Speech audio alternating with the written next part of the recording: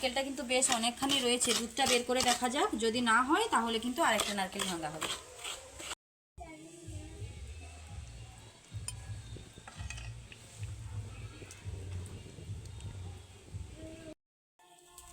নারকেলের দুধটাকে এরকম হাতের মুঠোর মধ্যে নিয়ে নিংড়ে বের করে নেব।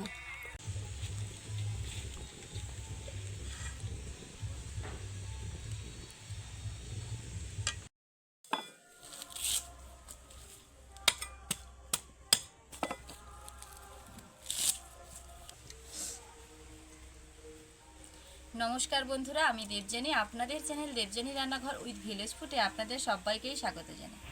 আবার একটা নতুন পর্বে স্বাগত জানিয়ে দারুণ একটা চিকেনের রেসিপি আজ আমি আপনাদের সঙ্গে শেয়ার করব। চিকেনের রেসিপিটা হলো আজকে নারকেলের দুধ দিয়ে চিকেনের মালাইকারি বানাবো।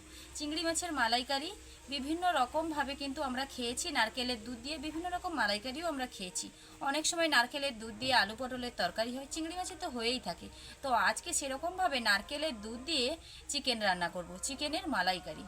তো অসম্ভব মজাদার একটা রান্না, আর খেতে ভীষণ ভীষণ সুস্বাদু। এই রান্নাটা খেতে কিন্তু অসাধারণ লাগে, আর রান্নাটা যে করবেন রান্নাটাও খুবই মজাদারভাবে কিন্তু রেডি হবে। তো প্রথম থেকে শেষ পর্যন্ত পুরো ভিডিওটা দেখতে থাকুন, নারকেলের দুধ দিয়ে কিভাবে আজকের দিনে মাংসটা রান্না হবে। আপনারা প্রথমেই দেখে নিলেন মা ওদিকে নারকেলটা ছড়ছে, আর এদিকে আমি চিকেনটা ম্যারিনেট করে নেব।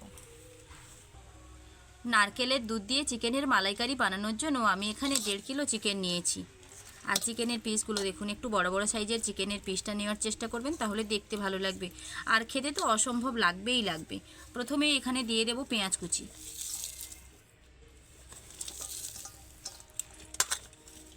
দিয়ে দেব টমেটো কুচি, দিয়ে দেব জিরার গুঁড়ো,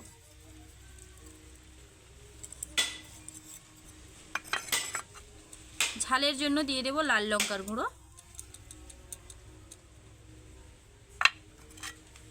দিয়ে দেব হলুদ গুঁড়ো, দারুণ একটা কালার আসার জন্য দিয়ে দেব কাশ্মীরি লঙ্কার গুঁড়ো, দিয়ে দেব পরিমাণ মতো লবণ। যে কোনো জিনিস ম্যারিনেট করা মানেই কিন্তু সরিষার তেল। চিকেনটা আমি এখানে ম্যারিনেট করছি, বেশ কিছুটা সরিষার তেল দিয়ে দেব।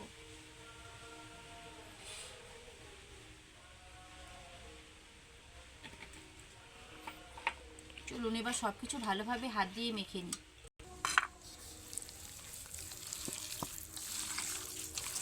যখনই নারকেলের দুধ দিয়ে চিকেনটা বানাবেন, এরকমভাবে চিকেনটাকে আধা ঘন্টা কি 1 ঘন্টা আগে থেকে ম্যারিনেট করে রেখে দেবেন। চিকেনটা অনেক রকমভাবে আপনারা খেয়েছেন, একবার এরকমভাবে নারকেল দুধ দিয়ে চিকেন বানিয়ে খাবেন, দেখবেন তার স্বাদটা একদমই আলাদা হয়।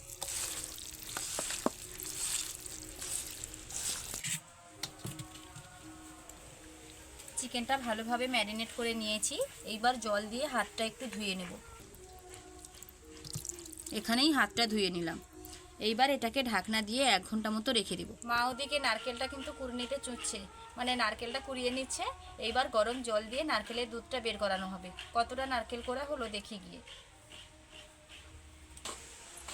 একটা নারকেল কিন্তু কোরানো হয়ে গেছে। এবার এই নারকেলটা কিন্তু বেশ অনেকখানি রয়েছে, দুধটা বের করে দেখা যাক, যদি না হয় তাহলে কিন্তু আরেকটা নারকেল ভাঙা হবে। নারকেলটা কোড়া হয়ে গেলে দুধটা বের করে নিয়ে একেবারে রান্নার জায়গায় গিয়ে আপনাদের সঙ্গে দেখা হচ্ছে। উষ্ণ গরম জলে সেই কোরানো নারকেলগুলো দিয়ে 2 থেকে 3 মিনিট মতন আমি ঢাকনা দিয়ে রেখে দিয়েছিলাম। তারপর এটাকে হাত দিয়ে একটু ভালোভাবে নিংড়ে নিচ্ছি, যাতে দুধটা ভালোভাবে বেরিয়ে যায় নারকেল থেকে।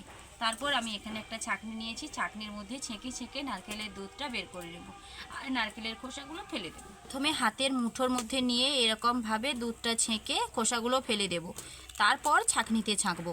না হলে একসঙ্গে যদি ছাঁকনিতে ছাঁকতে যাই, ছাঁকনিতে ধরবে না। প্রথমে খোসাগুলো এরকমভাবে নিংড়ে নিয়ে নিয়ে কমিয়ে দিতে হবে।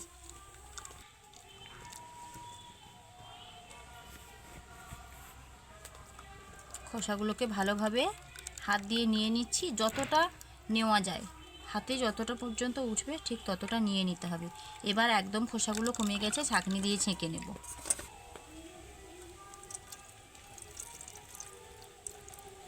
তবুও বেশ অনেক খোসা রয়েছে এখনো।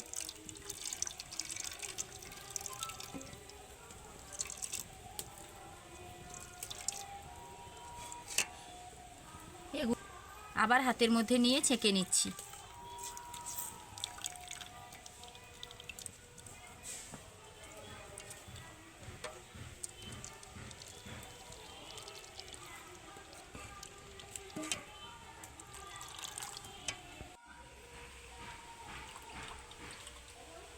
নারকেলের দুধটা খুব ভালোভাবে বের করে নিলাম।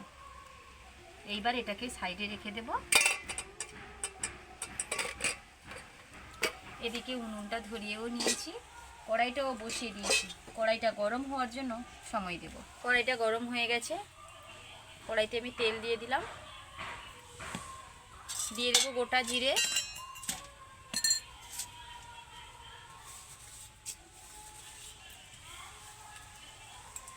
জিরেটা ভালোভাবে ফুটে যাক। দিয়ে দেবো আদা রসুনের বাটা, দিয়ে দেবো আদা রসুনের বাটা। আদা রসুনটা হালকা একটু ভাজা ভাজা হয়ে এলে ম্যারিনেট করা চিকেনটা দিয়ে দেবো। আদা রসুন ভাজা ভাজা হয়ে গেছে, এবার ম্যারিনেট করা চিকেন দিয়ে দেবো।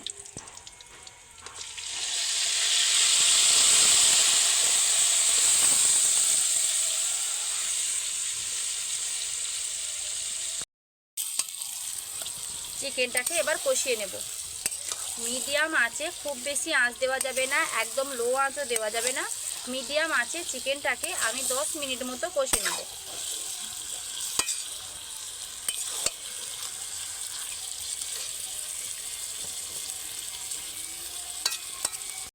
দু তিনবার ঢাকনা দিয়ে দিয়ে বেশ কিছু সময় ধরে আমি কষে নিয়েছি। এইবার ঢাকনা খুলে আরও 5 থেকে 7 মিনিট এটাকে কষে নেব। যত সময় না পর্যন্ত একটা তেল তেলে ভাব আসছে তত সময় পর্যন্ত এটাকে কষাতে হবে।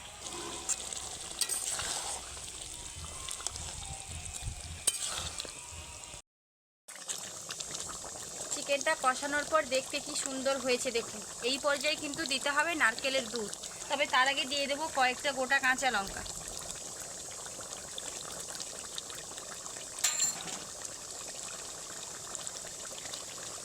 এইবার ওপর থেকে দিয়ে দেব নারকেল থেকে বের করে রাখা দুধ। নারকেল দুধের মালাইকারি চিকেন দিয়ে নারকেল দুধ দিয়ে অসম্ভব মজাদার একটা রান্না। যেরকম মজার রান্না আর স্বাদটাও ঠিক সেই রকমই। দুধের সর পড়ে গেছে, একদম মোটা হয়ে গেছে দুধটা কিছু সময় রেখে দেওয়ার জন্য। এইবার এটাকে 5 মিনিট জন্য ফুটিয়ে নেব, 5 মিনিট মতন। এর থেকে বেশি কিন্তু ফোটাবো না। যে কোনো জিনিসে নারকেল দুধ দেওয়ার পর খুব বেশি সময় ধরে ফোটাতে নেই। যদি বেশি সময় ধরে আমরা ফোটাতে যাই তাহলে নারকেল দুধের আসল স্বাদটা আর থাকে না। তাই আমি 5 মিনিট মতন এটাকে ফুটিয়ে নেব। মাংসের মালাইকারি আমার একদম রেডি হয়ে গেছে।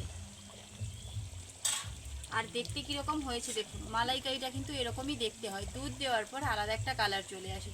প্রথমে মাংস বলুন আর চিংড়ি মাছের মালাইকারি বলুন, কষার সময় একটা আলাদা কালার আসে, আর দুধ দেওয়ার পর তার একটা আলাদা কালার আসে। মালাইকারি যে মালাইকারির কালারটা কিন্তু ঠিক এরকমই হয়। কালারটা দেখুন ঠিক এইরকম হবে।